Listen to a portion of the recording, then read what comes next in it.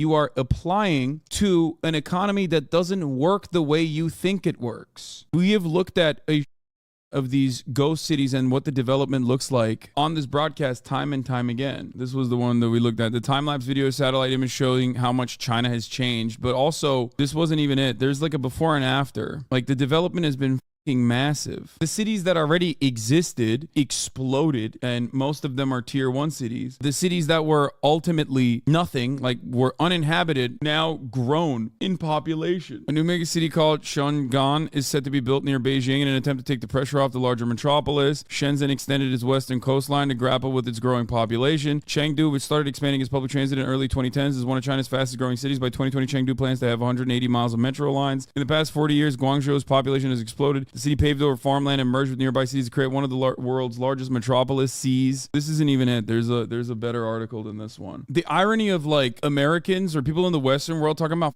ghost cities is unimaginably hypocritical. Dog, we have ghost cities. In our ghost cities, there used to be commerce. There used to be public life. Our ghost cities are in the past. China's ghost cities are a product of like rapidly trying to urbanize before they actually fill those cities. Some of which are going to be flubs, by the way, regardless. The reason why I mention this is because you're looking at this from the perspective of a supposedly Western liberal democracy, a free market style development. And that's why I always say China is in a very unique position where all of the people that shit on it, like all the sockdems that on China in the Western world, ironically, all of the things that China has done, if they were to not think about it as though China has done it, if you were to talk about the that China has done so far with its massive development projects, with high-speed rail, like rapid urbanization, even development, without putting the name China next to it or communism next to it, it's literally everything that these socialists or sockdems are supposed to love. Straight up. These are straight up the same things that we want in America. That's part of the reason why I bring up China all the goddamn time, because I want America to have these things. I want us to also rapidly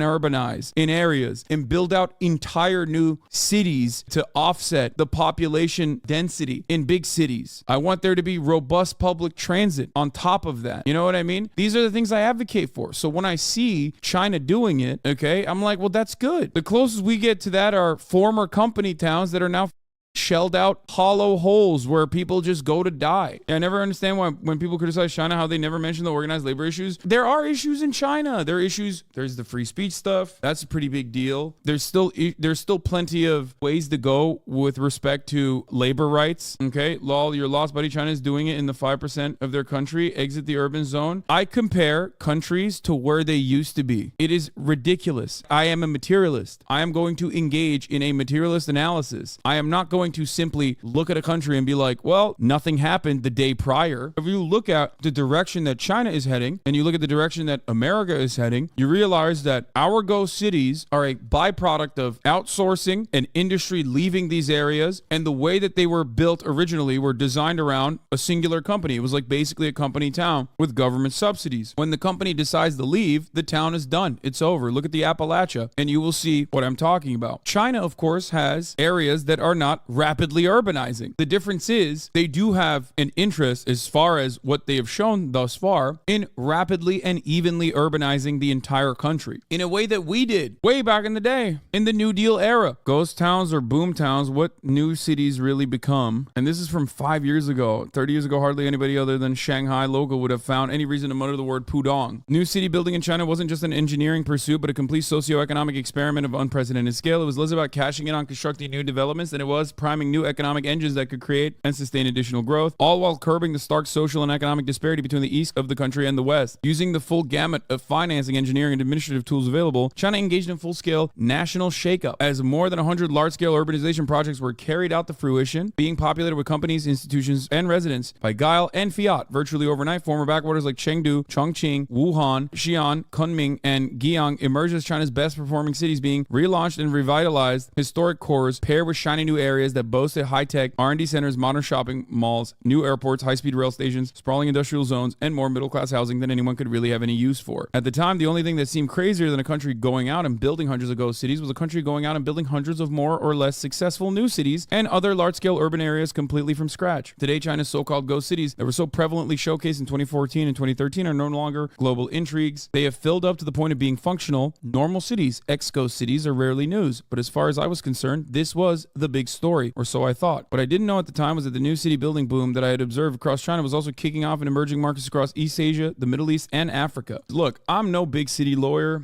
I'm a simple guy. At the top of the hour, I serve you a 3-minute ad break. I tell you, if you no longer want to see those ads, all you need to do is subscribe. The one thing I will say, we look to the way China has developed itself with the same dogmatic lenses that we have on, and we go, these idiots, why are they building these houses as a way to park their investment? That's so dumb. These are all going to depreciate in value when nobody moves there, and usually that's not the major reason. Part of it is they're building because they want to continue the flow of foreign capital, foreign investment, and they want to keep people working. But the other reason is because they want to urbanize the entire country, and they have been able to do so successfully. They want to offset population density in the major cities that have grown rapidly. And the reason why I talk about this quite a bit is not because I'm like, China is so good, I love China, China is the best country on the planet. Like, that's not the reason. I look to how China operates and I say, why not us? Why can't we do that? Like, all the Yimbys should be so pro-China. All the armchair urbanists should be unironically the most pro-China motherfuckers. And yet, for some reason, they're so hawkish. Do you see what I'm saying? Do you understand? China is literally the Yimby paradise. Constant urbanization, rapid urbanization, even development, massive public transit. And they still even have cars. They also have like the most American brain disease of having vehicles everywhere too. You can have cars too. It's like you got it all. Nah, there's a lot of stealing. Hassan himself said so even, but that's normal. A lot of countries do it. Yeah, I don't give a about IP. That's ridiculous, for the record. It's been happening for 30 years. You think they didn't realize, like, oh man, China is stealing our IP? Like, no, of course. They didn't give it. They recognized that it offset manufacturing costs, so they didn't give a.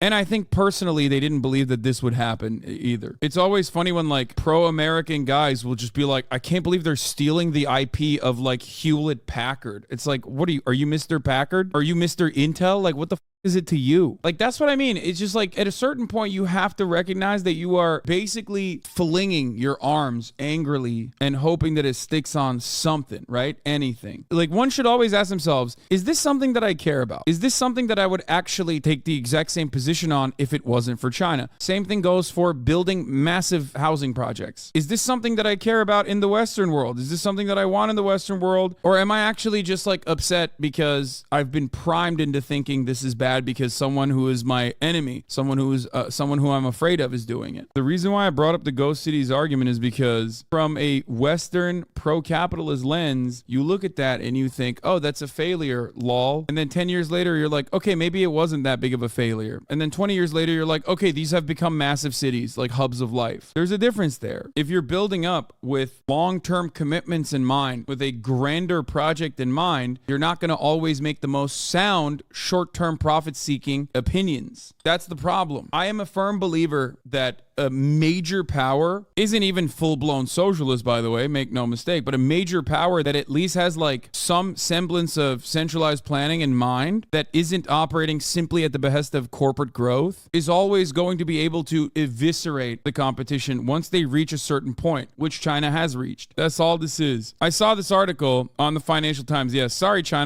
America. China has a bigger economy than you. Measures that show the opposite of absurd implications and dangerous policy prescriptions. As far as I understand it, the article is basically about how like our summarization, I mean, it's mostly just copium, but like our understanding of the Chinese economy revolves around like not manipulating currency, but revolves around how like currency fluctuations occur. And there are obviously really silly ways of interpreting that data, and many other countries do that as well. You might have seen sober and accurate Financial Times reporting on the U.S. economy and its remarkable annualized growth rate of 5.2% in the third quarter of this year. Let me give you an advanced slide of what happened in November. Forget talk of rapid growth or soft landings. The U.S. economy shrank at an annualized rate of around 30% in that month alone. It's so large, President Joe Biden must be toast, and it probably spells the end of the American dream. He did the thing. He did the meme. He did the meme. He's doing the America is collapsing tomorrow meme. How did he do it? By using the same metrics of analysis that we do when we look at China. You could make that same video over and over again for America as well, in the same way that many people do on China, except it's just silly. Don't worry, I've not lost my marbles. The calculation above is true, but it is not fair. I've taken the U.S.